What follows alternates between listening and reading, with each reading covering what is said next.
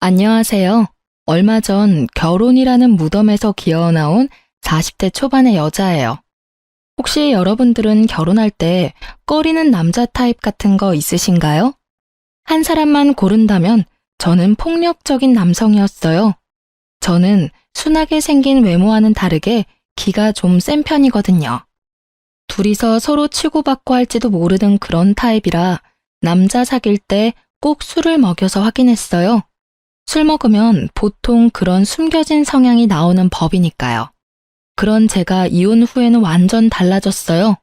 마마보이, 그런 남자만 아니면 된다고 생각하고 있거든요.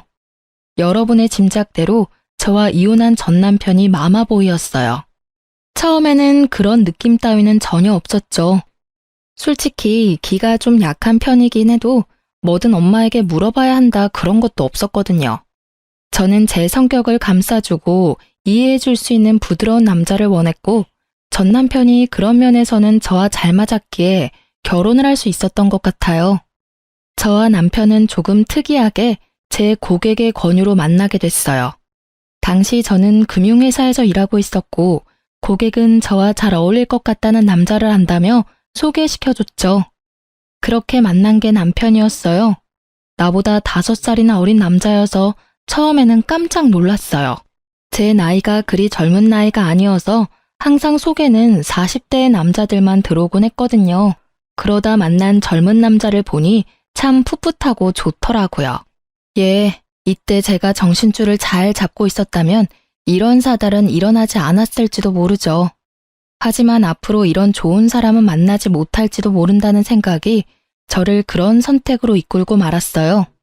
그래도 1년 동안 제 나름대로의 검증을 끝내고서야 남편과 결혼을 결심했어요. 그리고 시모와 처음으로 만나는 날 뭔가 쎄한 기분을 느꼈어요.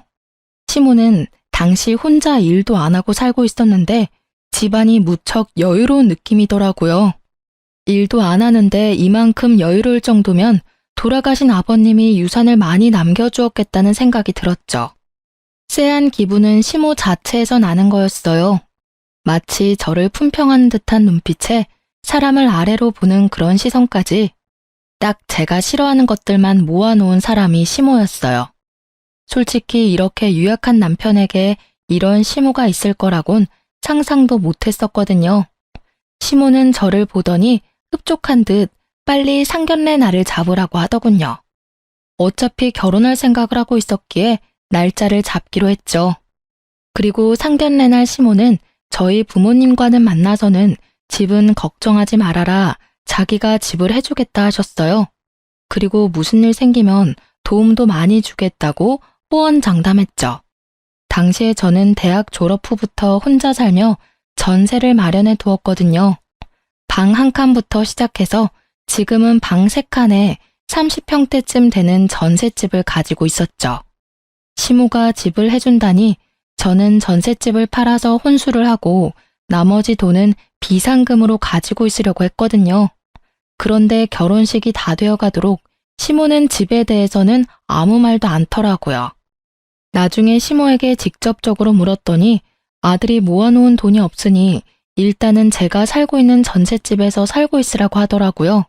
그러고는 결혼 후까지 입을 싹 닫아버리더라고요. 그렇게 시모에게 사기 아닌 사기를 당하며 저의 결혼 생활은 시작됐어요. 결혼을 하면 우선 경제권을 어떻게 할지 결정하잖아요. 솔직히 저는 혼자 사는 것에 더 익숙해져 있어서 같이 살기 전까지 거기에 대해 생각해 본 적은 없었어요. 그리고 솔직히 제가 돈을 더 잘 벌기도 하니 경제권은 반만 합치는 게 더 좋다는 생각도 했거든요. 그래서 처음에는 생활비를 각자 차출하고 집 살 돈은 각자 지정된 금액을 정해서 마련하자고 합의를 봤어요. 그런데 결혼 후 6개월쯤부터 남편이 생활비 60만 원을 주지 않더라고요. 여보, 이번 달 생활비 안 들어왔어. 넣어줘야 할 것 같은데? 미안해, 잠깐만 기다려봐. 그러고 남편은 시모에게 전화를 하더라고요. 엄마, 60만 원만 붙여줘. 생활비 쓰려면 필요해서. 용돈은 이번 달에 다른 거 샀는데? 그럼 어떡하지? 남편이 저를 힐끗힐끗 쳐다보며 말을 하더군요. 시모에게 하는 말 내용에서 저는 걸리는 느낌이 있었어요. 남편 입에서 용돈이라는 말이 나온 거죠. 그런데 남편이 전화 도중에 저한테 전화기를 넘기며 말하더라고요. 전화 좀 받아봐. 어머니가 할 이야기 있으시다는데. 네, 어머님, 전화 바꿨어요. 그래, 며느라가. 다른 게 아니라 우리 아들 월급은 내가 잘 관리하고 있거든. 그러니까 며느리 월급도 내가 관리해 줄게. 요즘 애들 돈 알기를 함부로 알잖니. 그래서 내가 관리해 주려고 하는데 월급 주면 내가 너희들한테 용돈으로 돌려주마. 남는 건 알아서 잘 불려줄 테니까 그렇게 알고. 네? 아니요. 어머님, 죄송한데 월급은 못 드려요. 그리고 남편 월급도 앞으로는 제가 관리할게요. 저희 전셋집이라 집 사려면 돈도 많이 모아야 하는데 혹시 남편 월급으로 돈 좀 모아두셨어요? 모아두셨으면 남편에게 주세요. 그거 미천으로 좀 더 모아서 집 사면 될 것 같아요. 모아둔 게 어딨니? 내가 먹여주고 재워주고 키워줬으니 그만큼 걷어가는 건 당연한 거고. 게다가 나는 일도 안 하고 혼자 사는데 당연히 걔가 나 먹여 살려야 하는 거 아니니? 어머니, 당연한 말씀이세요. 대신 제가 용돈을 넉넉히 챙겨드릴게요. 그거면 충분히 매달 생활하는데 불편함은 없으실 거예요. 나더러 용돈을 타서 쓰라고? 난 그렇게 못해. 어떻게 나더러 용돈이나 타서 쓰라고 하니? 굴러들어온 돌이 박힌 돌 뺀다더니 얌전하게 생겨가지고 너 생각하는 게 야가 빠졌구나. 벌써부터 며느리가 시어머니 곳간 열쇠 뺏으려고 하면 안 되지. 어머님, 곳간 열쇠를 뺏으려고 한다뇨. 전혀 그런 생각 없어요. 다만 어머니께서 남편 월급으로 관리하셨는데도 남편은 여전히 빈털털이잖아요. 제가 이제는 와이프고 저희 둘이 부부니까 제가 하겠다는 거예요. 어머님이 생각하시는 그런 거 아니에요. 아니긴 어디서 요망한 게 집안에 들어와서. 시모는 그렇게 이야기하더니 전화기를 뚝 끊어버리더라고요. 저는 남편에게 말했어요. 당신 잘 생각해? 어머님이 월급 관리하시는 동안 목돈이 하나도 없다는 건 이해 안 되는 일이야. 이런 식이면 당신이랑 나 절대로 우리 명의의 집은 못 가져. 그러니까 당장 다음 달 월급부터는 절대로 어머님한테 드리지 마. 내가 알아서 목돈 만들어 줄게. 어떻게 그런 식으로 말을 해? 엄마한테. 그럼 이렇게 생각해. 당신이 어머님한테 용돈으로 두둑히 드린다고 당신 월급에서 100만 원 어머님한테 드리고 지금처럼 60만 원은 자기가 용돈으로 쓰고 나머지는 다 적금 넣자. 그래야 우리 집 살 수 있어. 응?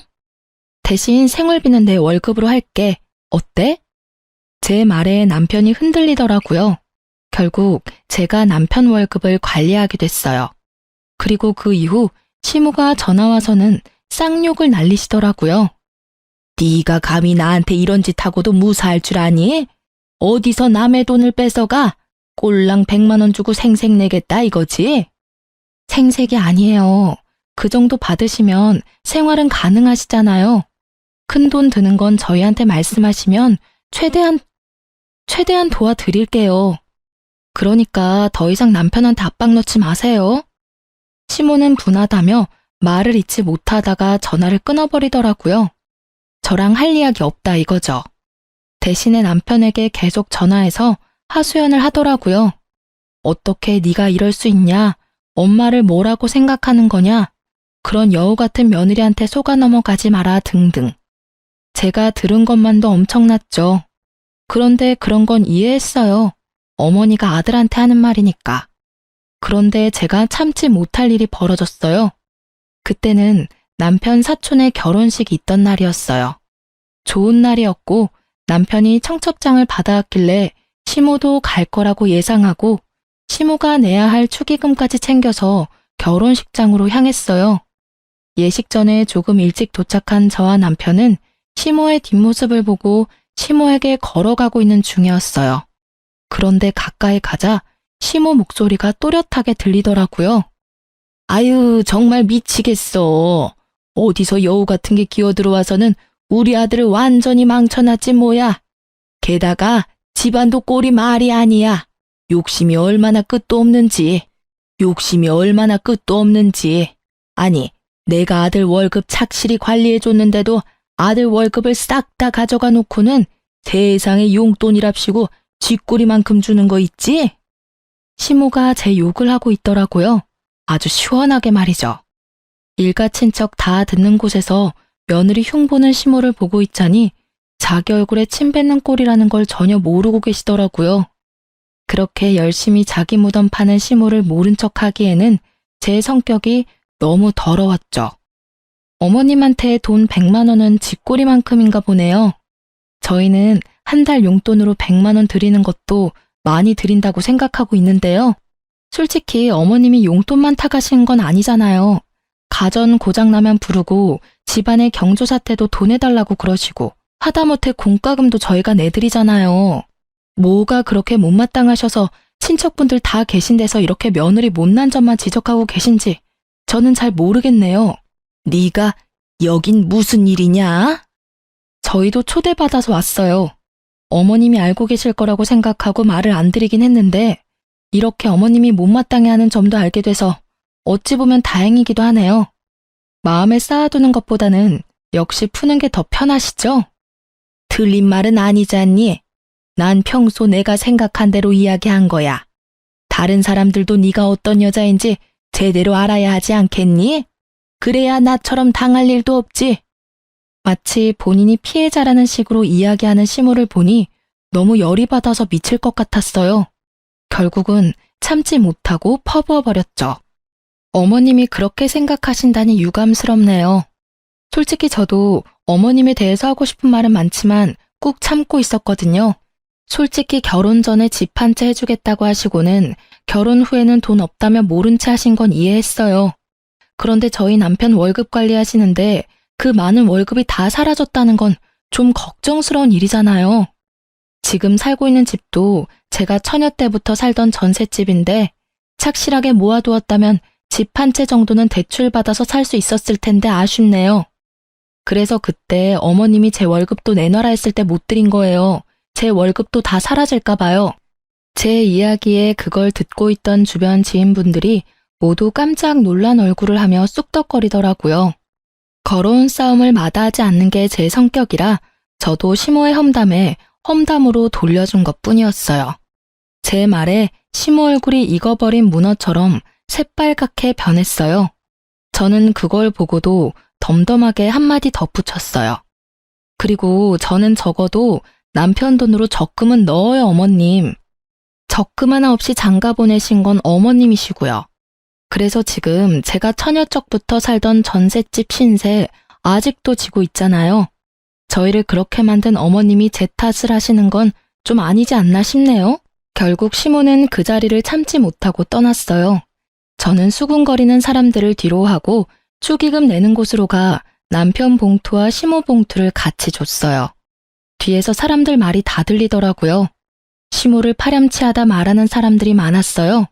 아들 돈 가져다 뭐에 썼냐며 의문을 가지는 사람도 있었고요. 그렇지만 저에 대한 소리도 들었죠. 며느리 순해 보인다고 다루기 쉬울 것 같다더니 결국은 임자를 만났네. 시어머니에게 말 한마디를 안 지는 며느리를 들이다니 저 집도 조용하지는 않겠어. 그 이야기를 듣는데 그런 생각이 들더라고요. 설마 시모가 남편뿐만이 아니라 저한테도 빨대 꽂으려고 결혼시켰나 싶은 생각이요. 제 딴에는 심각하게 생각하는데 남편이 제 뒤를 쫓아와서는 귀찮게 종알거리더라고요. 엄마랑 싸우지 마.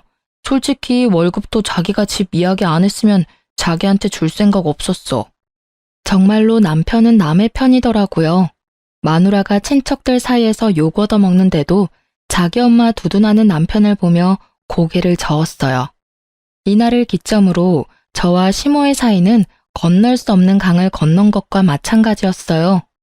당신은 부부가 뭔지 몰라? 함께 살기만 하면 부부인 줄 알아? 우리는 공동의 재산을 만들어서 미래를 준비해야만 하는 사람들이라고. 어머님한테 용돈을 드리는 건 괜찮지만 월급을 다 뺏기면 우리 미래는 어떻게 돼? 평생 집도 없이 전셋집 돌아다니며 살 거야? 애 낳아서 기르는데 드는 돈만 해도 얼만데. 설마 당신 나한테 빨대 꽂을 생각으로 결혼한 건 아니지? 그런 거 아니야. 나도 자기가 하는 말들이 맞다고 생각하니까 어머니한테 월급 안 드리고 당신한테 꼬박꼬박 주잖아. 남편은 제 말에 금방 꼬리를 내리더라고요. 그렇게 저는 시모에게 이겼지만 기분은 찜찜했어요. 시모가 그냥 넘어가지는 않을 거라는 생각 때문에요. 그리고 언제나 불길한 예감은 틀린 적이 없어요. 그날 이후 1년도 지나지 않아 문제가 생기고야 말았거든요. 시모는 남편 월급 대신에 남편을 자주 부르게 됐어요. 저녁마다 주말마다 불러내기 일쑤였죠. 처음에는 시모가 외롭다고 생각했어요. 그리고 그 뒤에는 시모가 나를 괴롭히려고 그런다고 생각했죠. 남편이 거의 집에 들어오지 못했거든요. 정말 이혼하기 직전 1년은 거의 별거를 하는 느낌이 들 정도였어요. 시모 집에서 자고 오는 날이 더 많았으니까요. 마치 남편을 시모에게 뺏긴 기분이었어요. 처음에는 저도 참으려고 했는데 1년 동안 이런 일이 이어지자 참을 수 없겠더라고요. 결국은 남편 차에는 블랙박스를 확인하게 됐죠. 시모가 불러서 시모에게 가는 건 맞지만 가서 뭘 하나 싶은 생각이 들었거든요. 그래서 블랙박스를 확인한 건데 저는 생각지도 못한 대화 내용을 듣고야 말았어요. 남편과 내연녀의 대화였거든요. 자기야, 오늘은 언제까지 가야 해? 오늘도 우리 집에서 자고 가면 안 돼? 안 돼. 오늘은 집에 들어가야 해. 너무 안 들어가면 의심하거든. 의심할 리 있겠어? 여태껏 이렇게 몰래 잘 만나고 있었는데. 벌써 1년이잖아. 근데 자기 이혼은 언제 하는데? 나도 빨리 결혼하고 싶어. 그건 엄마가 알아서 이야기해 줄 거야. 맨날 엄마. 너무 효자면 인기 없는 거 알지? 이 대화를 듣고 있는 내내 부하가 치밀어서 진짜 눈앞이 캄캄하더군요. 처음에는 남편에게 화가 났어요. 어떻게 나한테 이런 모멸감을 줄 수 있는지, 다른 여자를 만나면서 나를 속여올 수 있었는지, 그런 생각들이 떠올라 미쳐버리겠더라고요. 근데 가만히 둘의 대화를 들어보다가 결혼하고 싶다는 여자 이야기에 남편이 엄마가 알아서 해줄 거라는 말이 거슬리더라고요.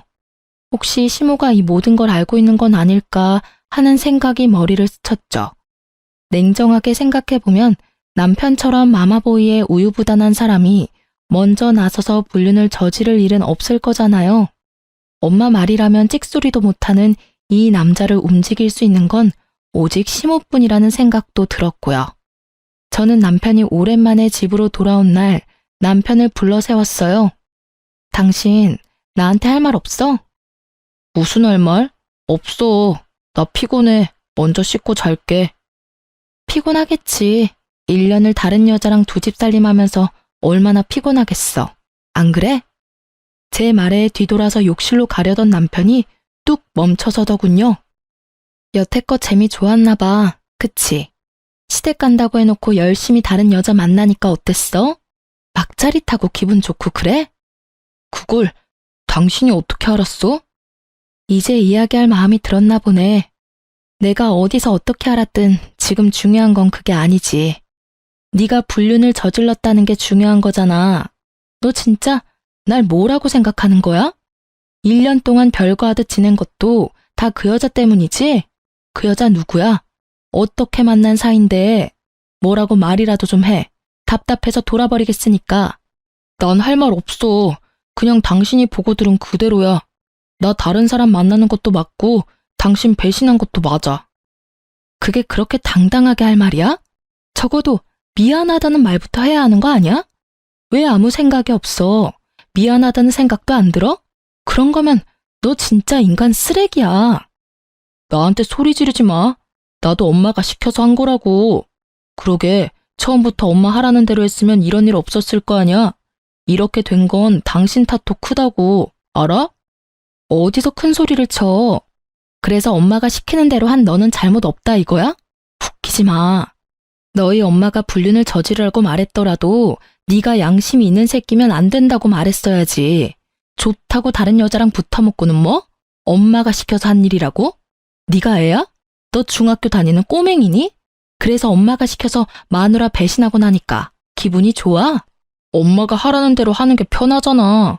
당신이랑 결혼한 것도 엄마가 원해서 한 거야. 엄마 아니었으면 너랑 결혼도 못했어. 그건 알고 이렇게 화내는 거야? 이 대목에서 저는 제대로 한 대 맞은 기분이었어요. 이 남자는 저를 사랑하지도 않는데 시모의 말 하나로 결혼을 한 거였어요. 처음부터 시모의 타겟이었다는 것이 너무 참을 수 없을 만큼 분하고 끔찍했어요. 야, 이 미친 새끼야. 그걸 말이라고 지금. 그래서 이 결혼 다 무효다 이거야? 와, 진짜 사람 열받게 만드는데 재주 있네? 만약에 네가 정말로 엄마가 시켜서 나랑 결혼한 거면 너 조만간 네 인생 망치게 될 거야. 어머님이 네 인생 대신 잘 살아줄 것 같니? 절대로 아니거든? 그런 거였으면 널 땡전 한 푼 없이 장가 보내는 짓도 하지 않았겠지. 네 월급이 여태껏 어디로 갔는지 궁금하지도 않아? 네 어머니가 널 그런 식으로 망치고 있는데도 끝까지 엄마. 그리고 네가 이딴 식으로 행동하면서도 죄책감 하나 안 드는 이유는 어머니가 시켜서 하고 있어서라는 핑계 때문이겠지만 나한테 실제로 상처 준 사람은 너야. 나쁜 놈은 너라고. 저는 남편과 대화를 할수록 열이 받는 걸 참을 수 없었어요. 다 됐고 우리 이혼해. 사랑도 없고 정도 없고 우리 사이에 뭐가 남았어? 만나는 여자랑 잘해봐. 대신 나는 당신 유책 배우자로 이혼 소송할 거니까 그렇게 알고 있어. 하긴 당신한테 이혼 말해서 뭐해? 어차피 이혼도 너희 엄마랑 이야기해야 되는 거잖아. 그렇지? 그리고 지금 당장 내 집에서 나가. 이 집에 한 줌의 기여조차 없는 당신은 여기 있을 자격도 없거든? 나갈 때 내가 준 건 다 놔두고 네가 가지고 온 것들만 두고 나가. 남편은 주섬주섬 물건들을 챙기더니 미안한 기색도 없이 집에서 나가더라고요. 그 뒤통수를 보니 열받더라고요. 그런데 1시간쯤 뒤에 시모에게 전화가 오더라고요. 남편이 시댁에 가서 다 말했구나 싶어서 전화를 받았죠. 그래, 나다. 너희 이혼하기로 했다면서? 잘 생각했다. 내가 봐도 너희 잘 안 어울려. 그러니까 앞으로 아들 월급은 가져갈 생각하지 마. 알았니? 지금 그걸 말이라고 하세요? 따지고 보면 이 이혼도 어머님이 다 만든 거잖아요. 남편이 자기 입으로 이야기 다 했어요. 이 여자도 어머님이 소개해줬다고. 어떻게 아들을 불륜남으로 만들어서 이혼시킬 수가 있어요? 그게 안 되는 이유라도 있니? 지가 싫었으면 그렇게 안 하면 될 일이었어. 그런데 좋다고 다른 여자 만난 거 보면 너하고 같이 살기가 싫었나 보지. 난 그렇게 생각해. 내가 뭐라 말하든 걔가 싫으면 안 하면 그만이야. 그런데 걔가 그런 행동하는 건 다 걔가 그럴 만한 사정이 있어서 그런 거라는 생각은 안 드니? 나는 아들한테 조언한 것밖에 없어. 세상에 여자가 어디 너뿐이니? 더 좋은 여자도 얼마나 많은데. 그러게 처음부터 내 말을 잘 들었으면 이런 일도 없었을 거잖니? 네 인생에 오점을 남긴 건 다 네 탓이야. 그 이야기를 듣고 있노라니 남편 상간녀의 목소리가 떠오르더라고요. 그 여자는 알까요? 시모가 노리고 있다는 것을? 살다 상간녀가 측은하기는 처음이었어요. 그렇지만 그 여자도 다 알고 이 계획에 편승했잖아요. 그런 점에서는 그 여자도 자기가 직접 당해보면 알겠죠. 저는 시모에게 말했어요. 아들이 귀한 건지 아들이 가져다주는 월급이 귀한 건지는 모르겠지만 어차피 이혼하기로 했으니까 이혼 서류 작성해요. 그리고 저는 절대로 합의 못 봐요. 무조건 소송 가서 부당하게 제가 당한 건 다 돌려받을 거예요. 그렇게 알고 계세요. 저는 그렇게 이야기하고 전화를 끊어버렸어요. 목소리를 듣고 있으니 맨정신을 유지하기가 너무 힘들었거든요. 결국 그날은 누구에게도 이야기하지 못한 채 끙끙대며 술이나 진탕 마셔댔어요. 제 인생에 이런 일이 벌어질 거라는 건 상상조차 못했거든요. 그렇게 숙취에 시달리면서도 제가 제일 처음으로 한 건 이혼 전문 변호사를 찾는 일이었어요. 그리 어려운 일은 아니었어요. 주변에 이혼한 친구가 있는데 그 친구에게 소개받았어요. 그렇게 변호사 만나고 돌아오는 길에 시모가 전화가 왔더라고요. 너 이혼하려면 재산 분할해야 하는 거 알지? 어차피 우리 아들 월급 네가 다 가져갔으니까 그 절반은 돌려줄 거라고 생각해도 되겠지? 그리고 너희가 살던 그 집도 말이다. 그거 어차피 유지하는데 우리 아들 돈도 들어갔을 거잖아. 그 집 전세금도 반은 줘야 하지 않겠어? 그 집은 제가 결혼하기 전부터 살고 있었던 전셋집이에요. 그 집 들고 올 때 남편은 돈 한 푼 없이 결혼했죠. 어머님은 도와준다고 말만 하고 아무런 도움도 주지 않았으니까요. 결혼할 때부터 애초에 아무것도 가지고 오지 않은 남편에게 제가 무슨 재산을 나눠야 할지 모르겠네요. 너희 부부였어. 5년을 같이 살았으면 그 집에 돈 한 푼 안 내도 유지비에 들어간 돈이 있을 거라고. 그에 대한 재산 분할을 원하는 거야. 원하시는 거 다 변호사랑 상의 한번 해보세요. 가져가실 수 있는 게 있나. 그리고 어머님이 뭔가 착각하시나 본데 이 이혼은 제가 원해서 한 이혼이 아니에요. 이혼하자는 말이 제 입에서 먼저 나왔을 뿐이지. 이혼 원인 제공은 어머님과 남편한테 있거든요. 그리고 남편은 유책 배우자고 어머님은 남편에게 여자를 소개해준 사람이죠. 그래서 어머님 상대로도 위자료 소송할 거고 그 여자 상대로도 위자료 소송할 거예요. 돈이 생기더라도 다 다시 저한테 돌아올 수밖에 없을 거예요. 이혼을 하게 된 원인이 왜 우리 아들이고 나야? 네가 문제지. 네가 나한테 한 짓들을 알고도 법원이 네 손을 들어주겠어? 그러니까 다 법대로 하시자고요. 저는 더 이상 어머님하고 할 말 없어요. 뭘 알고 계셔야 답이라도 하지. 아무것도 모르고 계시는데 무슨. 변호사랑 상의하세요.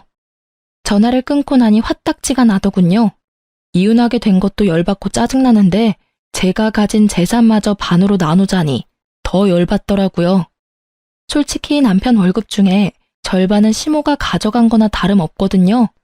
남편 월급이 여태 어떻게 쓰였는지 알면 도리어 나한테 돈을 줘도 모자랄 판이건만. 그렇게 시모와의 전화통화를 끊었는데 모르는 번호로 전화가 오더라고요. 무시하려다가 혹시나 해서 전화를 받았는데 남편 상간녀가 전화가 왔더라고요. 만나서 할 이야기 있다고 해서 저도 그 여자한테 충고나 해줄까 싶어 나갔어요. 저는 그 여자 얼굴도 몰랐는데 그 여자는 제 얼굴을 알고 있더군요. 그런데 그 여자를 보는 순간 아 하는 소리가 절로 나왔어요. 얼굴이 무척 순하게 생겼더군요. 남 싫어하는 소리는 못할 것처럼 순둥순둥하게 생긴 얼굴이 시모가 딱 좋아할 것처럼 보였죠. 이 여자가 새로운 시모의 호구구나 싶었거든요. 그런데 저를 여기까지 불러낼 정도면 시모가 원하는 그런 순한 여자는 아니다 싶었어요. 무슨 일 때문에 보자고 하셨나요? 그 사람 이제 좀 놔주세요. 솔직히 1년도 더 넘게 부부다운 생활 못 하셨잖아요. 그 사람 이제 제 사람이에요. 그쪽 분도 이제 알 때는 된 것 같은데 왜 놔주지를 못하고 계속 그 남자한테 집착해요? 이건 또 무슨 뜬금포인지 저는 고개를 갸웃했어요.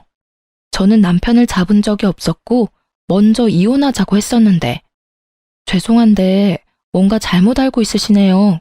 저는 그 사람한테 집착한 적 없어요. 이미 이혼 서류도 제가 써서 그 사람한테 먼저 줬고요. 제가 그 사람한테 집착한다고 누가 그러던가요? 혹시 그 사람 어머니가 그런 말 하던가요? 제가 집착하고 있다고? 그래서 그 어머니 몰래 여기 나 부른 거고. 여자는 대답도 못하고 빤히 쳐다만 보더라고요. 자기가 섣부르게 행동했다는 생각이 있었겠죠. 저는 그 여자 몰래 핸드폰을 켜서 녹음 먼저 했어요. 아가씨, 솔직하게 말해봐요.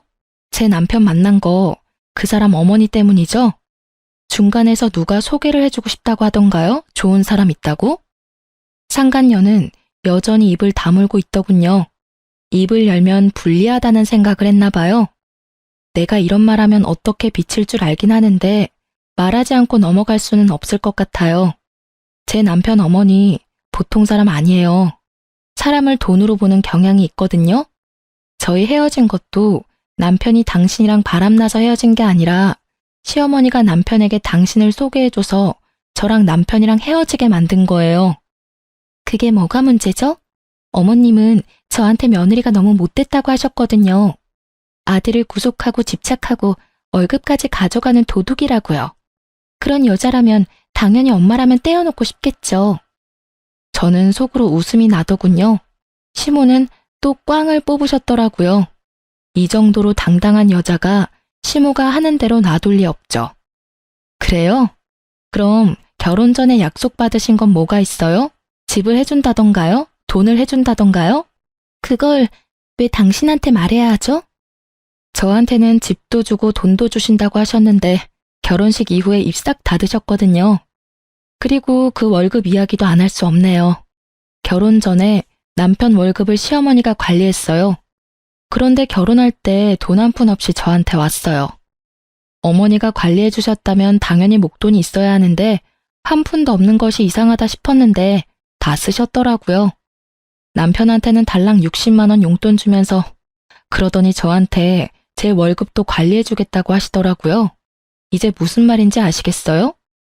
전 그런 거 안 믿어요. 솔직히 헤어지는 마당에 무슨 말인들 못하겠어요. 그냥 이혼이나 빨리 해줘요. 저한테 이상한 이야기 하지 마시고요. 이혼은 소송 들어갈 거예요. 그리고 이런 이야기 일부러 해주는 거예요. 충고. 당신은 나처럼 되지 말라는 충고. 그 시어머니 본성 알면 결혼 생각도 못할 텐데. 용감하시네요. 저는 그 집안 사람들에게 두 손 두 발 다 들었으니 당신은 잘해보세요. 또 모르죠. 말 잘 들으면 길게 갈지도. 조언을 해준데도 들을 생각이 없는 상간녀를 보며 저는 미련 없이 자리 떠났어요. 상간녀의 눈빛에 가득한 불신의 기운이 참으로 안타깝게 느껴지긴 했죠.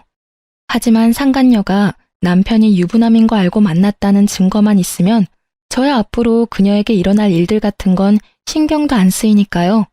이미 충고해줬는데도 들을 생각 없으니 자기 팔자인 거죠. 그렇게 상간녀와 헤어지고 저는 이혼 소송에 집중했어요. 사실 남편 앞으로 모아둔 목돈이 있었거든요. 남편 월급 중에 시모에게 들어가는 돈과 남편에게 들어가는 돈을 제외한 나머지 돈은 모조리 저축해두었는데 그게 참 아깝다는 생각이 들었어요. 왜냐면 제 월급은 오롯이 생활비로 다 빠져나갔거든요. 그래서 돈을 모을 틈이 없었어요. 시모와 남편은 그 돈의 존재를 알고 나서는 그 돈 내놓으라며 난리였어요. 통장 비밀번호를 제가 알고 있었거든요. 저는 일단 그 통장 비밀번호를 남편에게 알려줬어요. 거의 5천만 원 정도였는데 남편에게는 이야기했죠. 시모에게 이 돈 주면 당신은 이 돈 만져보지도 못하고 날릴 거라고요. 그랬더니 잘 가지고 있는 모양이더라고요. 제가 이런 일을 한 이유는 따로 있었어요. 이혼 소송이 끝나고 판결이 났는데 제가 그 목돈을 다 가져오게 됐거든요. 시모에게 뺏기면 본전도 못 찾을 것 같아서 남편에게 그렇게 말해뒀는데 어찌 잘 돼서 그 돈은 그대로 저에게 돌아오게 됐어요. 이유는 그거였어요. 일단 남편이 유책 배우자라서 제게 위자료를 지급하라는 판결이 났고요. 남편과의 재산 분할에서도 실질적인 결혼 생활이 얼마 되지 않아서 결혼 전 가지고 온 재산은 재산 분할에 속하지 않았기에 전세금은 남편에게 주지 않아도 됐었어요.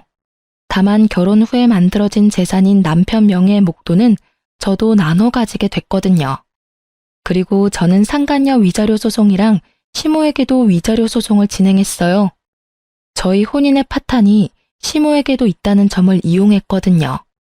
결국 남편과 상간녀 시모에게는 위자료 폭탄이 떨어진 셈이었죠. 그래도 남남이 되니 오히려 마음이 편하더라고요. 그렇게 이혼이 완료되고 나서 남편은 바로 재혼했어요. 제가 주의를 줬는데도 남편과 결혼을 덥석해버린 상간녀의 소식이 너무 궁금해서 그 뒤에 수소문을 봤거든요. 알고 보니 상간녀도 시모에게 집을 해주겠다는 이야기를 들었다고 하더라고요. 시모도 해주려는 생각은 있었을지도 모르죠. 남편이 저와 이혼하면서 나누게 될 재산으로요. 그런데 막상 뚜껑 열고 보니 도리어 저한테 돈을 줘야 하는 상황이 되었잖아요. 결국 상간녀에게 시댁에 들어와 살라고 했대요. 그러고는 저와 비슷한 순서로 일이 진행됐더라고요. 그 여자는 저보다 더 심했죠. 같이 살아야 했잖아요. 그리고 상간녀 위자료도 저한테 줘야 했으니 남편 월급 떼이는 거 확인하고서야 아차 싶었나 보더라고요. 자기 월급까지 달라는 시모를 피하는 게 힘들었는지 결국은 남편과 빛과 같은 속도로 이혼했다고 하더라고요. 그렇게 될 줄 알고 충고까지 해줬건만 결국 몇 달 못 살고 헤어질 거 뭐하러 결혼까지 했을까 싶었어요. 그것도 자기 팔자인 거죠. 전 남편은 두 번째 이혼 이후에 술을 먹고는 저를 찾아왔더라고요. 당신이 다 옳았어. 엄마가 나를 망치고 있었어. 내 인생은 이제 완전히 망가졌다고. 왜 여기 와서 이런 소리 해? 나 이제 당신 와이프 아니야. 당신도 내 남편 아니고. 그럼 누구한테 가서 이야기해? 두 번째 와이프는 석 달 만에 이혼하자고 하고는 아예 도망치듯이 나가버렸어. 게다가 나는 빈털털이고. 당분간은 위자료 때문에 계속 돈이 나가겠지. 그 여자 위자료도 내가 내주고 있었거든. 근데 어쩌나? 나 얼마 전에 회사 그만뒀거든. 그래서 당신한테 위자료 지급 못할 수도 있어. 회사를 그만둬? 뭐 때문에? 나 회사에 소문이 다 났어.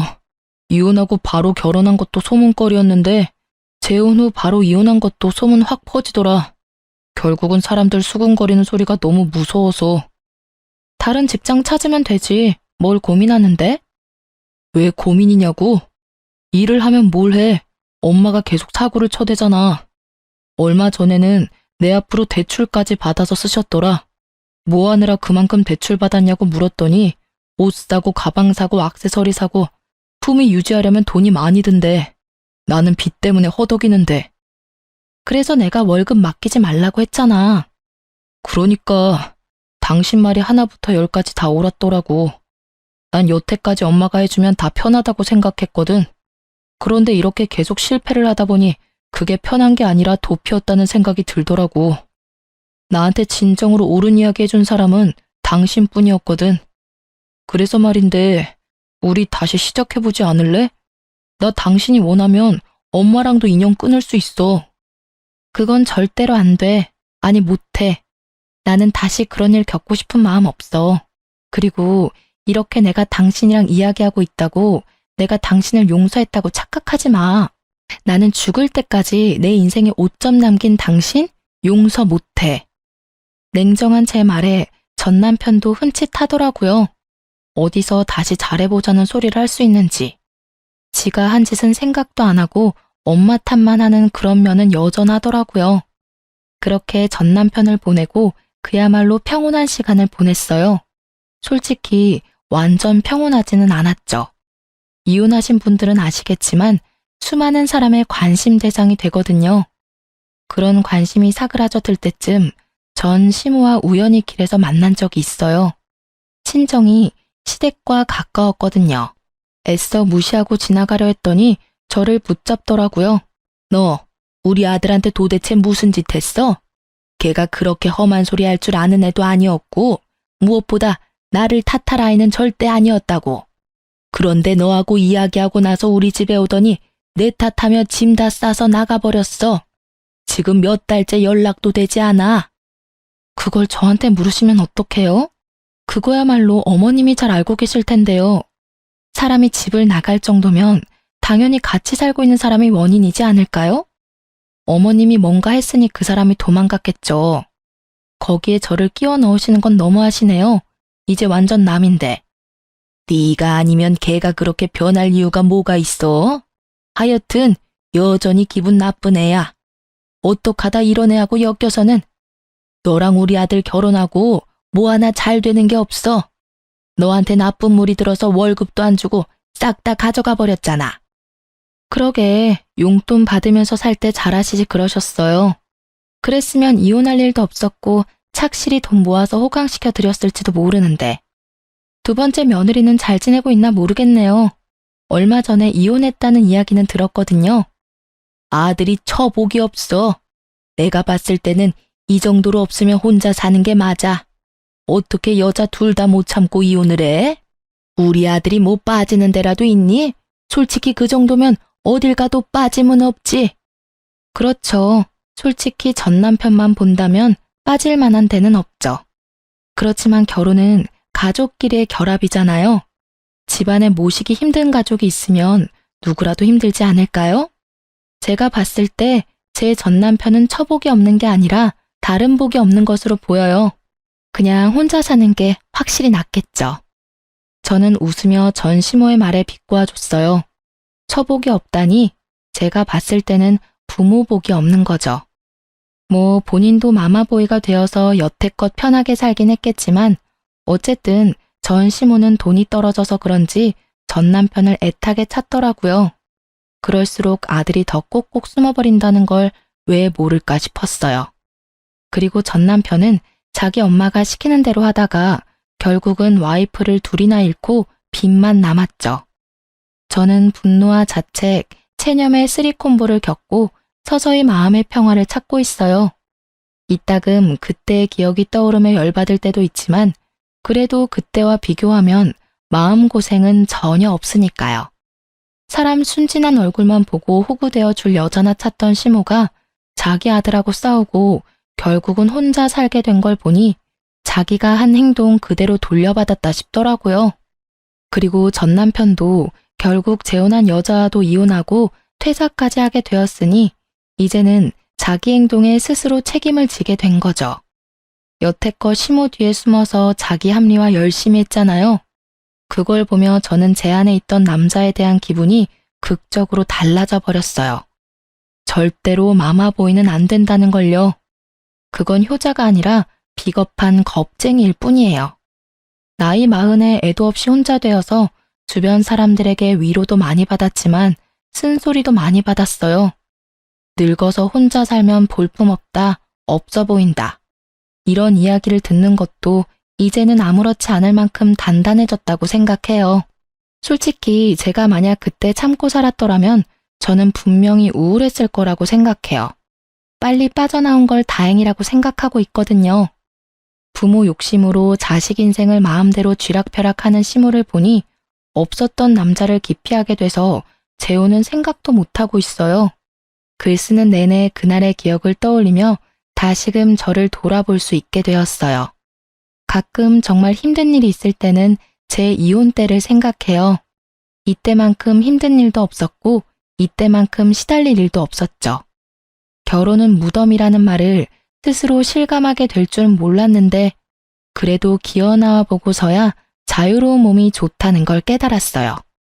앞으로도 제 인생에 알콩달콩한 부부 같은 건 없을지도 몰라요. 그렇지만 다음번에 기회가 혹시라도 온다면 제발 평범한 사람이기만을 바랄 뿐이에요. 지금까지 제 사연 들어주셔서 감사합니다.